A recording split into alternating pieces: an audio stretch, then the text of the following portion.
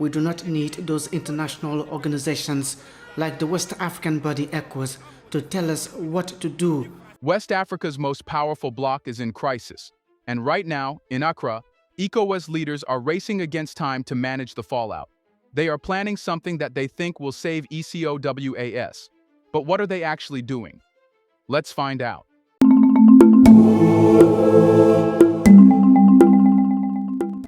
When Ecowas summoned an emergency meeting in Accra, it was not to defend the future of West Africa. It was to defend itself from collapse. For decades, the organization presented itself as the symbol of African unity, promising economic prosperity, free movement, and democratic governance. Yet behind the polished speeches and grand summits, Ecowas operated as little more than a political cartel, a clique of elites more interested in preserving their foreign alliances and internal privileges than uplifting the nations they claim to represent. When Niger, Mali, and Burkina Faso turned their backs and walked away in January 2025, they did not just leave a bureaucratic club, they shattered the mask Ecowas had worn for 50 years. The manner of their departure revealed everything. There were no prolonged negotiations, no last-minute compromises, no pleading for forgiveness. The Sahel states announced their withdrawal and immediately unveiled the Alliance of Sahel States AES, a new framework built without the oversight of Ecowas, and more importantly, without the shadow of Western puppeteering. It was a move that Ecowas could neither predict nor prevent. Inside Accra's gilded meeting halls, where officials once spoke with the arrogance of permanence, fear now stalked every conversation. The problem was no longer just three nations leaving. It was the dangerous precedent that membership was not sacred, not eternal, and certainly not irreversible. As the emergency sessions began, ECOWAS ministers did not prioritize the concerns of West African citizens. They did not scramble to protect farmers whose goods might now rot at hardened borders, nor the migrant workers stranded between new political fault lines. Their first panic was logistical and selfish. What would happen to the programs, the missions, and the financial networks they had entrenched across the Sahel? ECOWAS peacekeeping outposts, development banks, and cross-border offices were now stranded inside countries that rejected their legitimacy. Millions of dollars in contracts, diplomatic agreements, and infrastructure projects turned to dust overnight. The scramble to protect their assets and reputations consumed every whispered strategy session in Accra's back rooms. Yet even as they confronted this operational disaster, a darker fear gnawed at the ministers. The rebellion could spread. Across West Africa, populist voices were rising, emboldened by the defiance of the Sahel states. In Guinea, in Sierra Leone, even in Gambia, ordinary citizens and political outsiders began asking dangerous questions. If Niger, Mali, and Burkina Faso could stand free of ECOWAS's suffocating grip, why couldn't they? Why stay loyal to an institution that answered more eagerly to Washington, Paris, and Brussels than to the villages and markets of West Africa itself? The ministers, seasoned in maintaining their dominance, understood that this was not a threat they could ignore. Their meeting in Accra was not about rescuing unity. It was about extinguishing rebellion before it consumed the region. Behind closed doors, they crafted strategies not of reconciliation, but of punishment. Discussions centered on financial sabotage, diplomatic isolation, and economic strangulation of the Sahel states. They knew they could not militarily force the AES nations back into submission without an international scandal, but they could weaponize trade, banking, and political pressure to make independence unbearable. Meanwhile, external powers watched hungrily. Russia, Turkey, and China moved quietly, offering Niger, Mali, and Burkina Faso new partnerships that bypassed ECOWAS's influence entirely. Unlike Western powers, they did not cloak their interests in empty lectures about democracy. They offered weapons, infrastructure, political support, and most importantly, they offered it without the colonial arrogance that had poisoned ECOWAS's Western backers. In Washington and Paris, panic spread faster than in Abuja or Accra. It was not the fear of insurgency that troubled them. It was the fear of losing control over a region rich in resources, geography, and strategic leverage. Inside Accra, the ministers clung desperately to the illusion of authority. Their official communiques spoke of respect for sovereignty and commitment to regional dialogue. But every insider knew that the real discussions were about survival. ECOWAS's standing had already been fatally wounded. The people of West Africa, the traders, farmers, herders, and migrants, had seen through the polished lies. They had watched for years as Ecowas leaders traveled first class to summits while their roads crumbled into dust. They had seen the bloc side with foreign banks and foreign armies while turning a blind eye to poverty and injustice at home. Now, the silent majority knew Ecowas was not there to serve them. It existed to rule them, and to sell them out when it suited the powerful. As the first chaotic day of meetings finally closed under the heavy Accra night, no amount of staged handshakes or smiling photo ops could hide the truth. The real battle was no longer about programs or policies. It was about legitimacy, and Ecowas had already lost it. And as the limousines pulled away from the conference center, leaving behind a fortress of broken promises, one brutal question remained, unanswered in the hearts of every man and woman who still cared for the future of Africa. Was the death of Ecowas not a tragedy, but the first true liberation West Africa had seen in decades? Here's a reminder to please like and share the video and subscribe to our channel to watch more videos on Black culture, history, civilization, and identity. Let's continue now. To call the collapse of Ecowas a tragedy is to misunderstand what Ecowas had become. It was not a union of equals. It was not the shield of West African dignity. It was not the dream of true independence that generations of Africans had fought for. Ecowas, for all its ceremonies and grand speeches, had long ceased to be a champion of the people. It had become the velvet glove of neocolonialism, a bloc that served foreign powers first, regional elites second, and the ordinary African man and woman dead last. The so-called unity it claimed to defend was never built on shared progress or mutual respect. It was built on debts negotiated in secret, on military interventions greenlit from Paris and Washington, on elections manipulated in the name of stability, and on endless agreements that fattened foreign companies while hollowing out local economies. The death of such an institution was not a tragedy. It was a long overdue correction. It was the peeling away of the final rotting layers of false promises that had kept West Africa trapped under the boot of foreign interests for decades. For the first time in generations, Niger, Mali, and Burkina Faso showed what true sovereignty could look like. They rejected the lie that African nations must forever be satellites, orbiting the political whims of European and American interests. They demonstrated that real independence means making decisions, not waiting for permission. It means forming alliances based on self-respect, not colonial guilt. It means choosing partners based on national interests, not historical debts. And that is why the death of Ecowas as it was must be seen not as a failure, but as a beginning. When the Sahel states walked away, they cracked open the possibility that West Africa could be rebuilt not around a rigged system, but around the principles it should have honored from the start: sovereignty, solidarity, and dignity without compromise. Critics will cry about regional instability, about threats to democracy, about dangerous nationalism. But where was this concern when Ecowas stood silent as foreign militaries established bases on African soil without the consent of the African people? Where was this outrage when natural resources were stripped bare while communities sank deeper into poverty?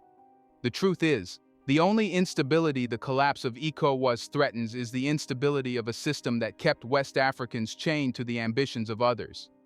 Liberation has never come without sacrifice. It has never come without disruption. The death of Ecowas may unsettle the markets and rattle the old power brokers, but for the millions who were never invited to its tables, it is a breath of long-denied freedom. It is the first clear signal that West Africa can be more than a pawn, more than a client state, more than a set of resource-rich territories to be auctioned off by corrupt middlemen in exchange for international praise. If West Africa has the courage to follow through, to build new alliances on African terms, to demand new economic systems that serve African citizens first, to create security pacts that protect African lives rather than foreign investments, then the fall of Ecowas will be remembered not as a disaster, but as the first real liberation West Africa has witnessed since the end of formal colonial rule. The question is no longer whether Ecowas can be saved. The question is whether West Africa can now save itself, not from each other, but from the parasitic structures that pretended to be its protectors for far too long. And for the first time in decades, the answer finally seems within reach. Now the question is, Can anything save ECOWAS? If the Ecowas leadership truly believes that a rushed emergency meeting in Accra could somehow cleanse half a century of betrayal, they have fatally misjudged the mood of the continent. The wounds they inflicted were not shallow. They are deep, infected, and remembered in every village, every market, every border crossing where promises of unity crumbled into daily humiliation.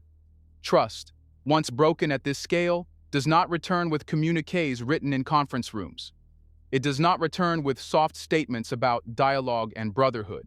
It only returns with evidence of sacrifice, with proof of loyalty to the people, and Ecowas has none to offer. The streets of Bamako, Niamey, and Ouagadougou know the truth that Accra pretends to ignore. Ecowas was not created to empower West Africans. It was built to manage them. It was built to polish the surface of independence while the old colonial structures remained intact underneath, hidden behind legalese and summit declarations. The average citizen across West Africa has lived long enough to understand that when Ecowas speaks of stability, it means obedience to foreign financial systems. When it preaches unity, it means submission to regional strongmen handpicked by global powers. When it enforces democracy, it often means backing whichever regime will guarantee access to oil, gold, uranium, and shipping lanes, not whichever leader is chosen by the people themselves. No, the people do not forget. They do not forget how Ecowas stood paralyzed, or worse, complicit, while foreign militaries established sprawling bases across their lands without their consent. They do not forget how Ecowas imposed sanctions on small, vulnerable nations, punishing millions with starvation and unemployment, while allowing multinational corporations to plunder their resources under favorable trade partnerships. They do not forget how Ecowas called for the protection of constitutional order only when their preferred candidates were threatened, but turned their eyes away when corruption rotted democratic systems from within. Even now, the Accra meeting is being dressed up with the usual rhetoric: respect for sovereignty, dialogue between brothers, future cooperation. But no one outside the hotel ballrooms believes it anymore. The emergency session was not called to heal West Africa's divisions. It was called to preserve ECOWAS's survival. It was about protecting the wealth, power, and relevance of an elite class that has long since abandoned the dreams of real Pan-Africanism. Every decision, every press release, every carefully staged handshake reeks of desperation, not genuine leadership. If ECOWAS truly wanted to win back trust, it would need to transform so radically, so honestly, that it would make the very foundations of its current leadership tremble. It would require public admissions of failure, not vague acknowledgments of challenges. It would require immediate dismantling of the bureaucratic chokeholds that prioritize IMF conditions over local economic needs. It would mean an unconditional severance from Western military dependency, the closure of foreign bases, the cancellation of predatory trade agreements, and the recentering of policies on the rights of farmers, traders, teachers, workers, not bankers and politicians. It would require the creation of a truly sovereign regional banking system, independent of European control. It would demand investment in rural economies over urban elites. It would demand transparent governance, not backdoor deals in Swiss banks. It would require putting African dignity before Western praise, African unity before personal power, and African futures before the GDP charts designed in New York and Paris. But nothing about the Accra meeting, or any meeting planned by the current Ecowas structure, hints at such a revolution. Instead, everything about it reveals a bloc scrambling to preserve its image long enough to renegotiate foreign loans, to secure new security contracts, to reposition itself in the good graces of external empires watching nervously as their influence slips through their fingers. The reality is brutal but simple. Trust, once shattered so violently, is not rebuilt with words. It is rebuilt with blood, sacrifice, and humility. And Ecowas, trapped by its greed and arrogance, cannot even begin to pay the price required. Even if tomorrow the bloc were to declare sweeping reforms, it would find that the people no longer believe in its sincerity. The damage has already passed the point of redemption. The Sahel states have already proven that an African nation can survive outside ECOWAS's suffocating embrace. They have lit a fire of imagination that even the strongest propaganda machine cannot extinguish.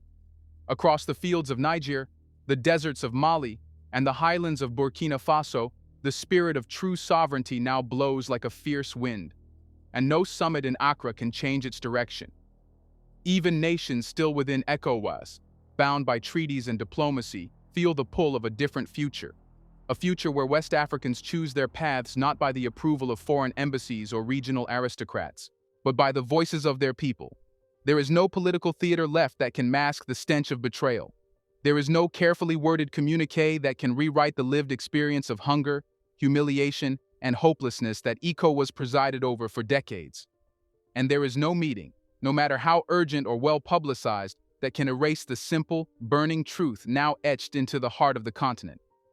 The people of West Africa trusted Ecowas once. They will not make that mistake again. The meeting halls of Accra may still echo with empty speeches, but the real future of West Africa has already moved on, and it no longer wears the face of Ecowas. While the bloc's aging leaders clutched at legal frameworks and begged for dialogue, the people on the streets, in the fields, in the border towns, have already chosen a new flag to follow. That flag is not the tired blue and white of Ecowas. It is the bold spirit of the Alliance of Sahel States, AES, a spirit built not in foreign embassies but in the blood and will of a new Africa rising. AES did not wait for permission. It did not hold endless negotiations to ask if it had the right to exist. It was born out of necessity, out of betrayal, and out of the hunger for real sovereignty that no Ecowas communique could ever satisfy. Where Ecowas demanded obedience to rules written by outsiders, AES demanded only loyalty to the land, to the people, to the right of Africans to govern themselves without foreign chains. And in that single act of defiance, the refusal to kneel, AES seized something Ecowas can never reclaim: the trust of a people who have waited too long for dignity. No matter what statements emerge from Accra, no matter what compromises are offered, no matter how many times Ecowas officials plead for regional unity, the truth is now irreversible. AES has already replaced Ecowas in the hearts of those who matter most: the farmers, the soldiers, the teachers, the mothers, the youth. Not through propaganda, not through promises, but through action, by standing up when it mattered, by walking away from a broken house when others were still trapped inside. It does not matter if Ecowas holds 20 more summits. It does not matter if Western diplomats flood the region with new aid packages, hoping to buy back lost loyalty.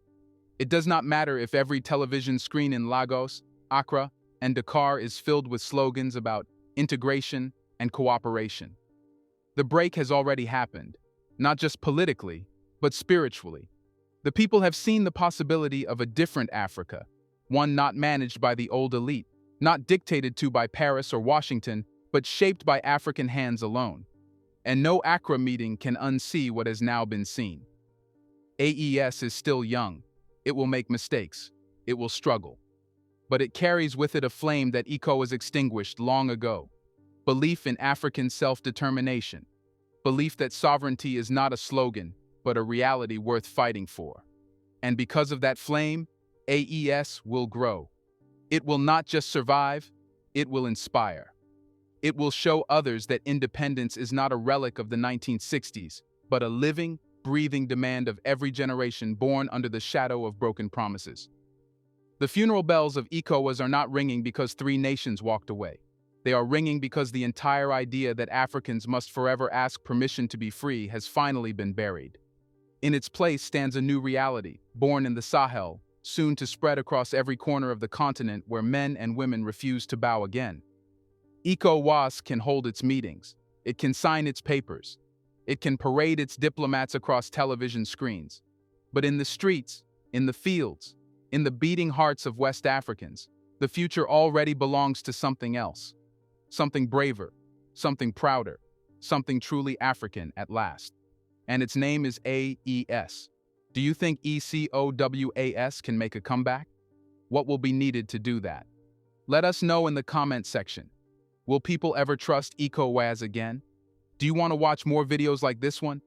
If so, subscribe to our channel and press the bell icon next to it.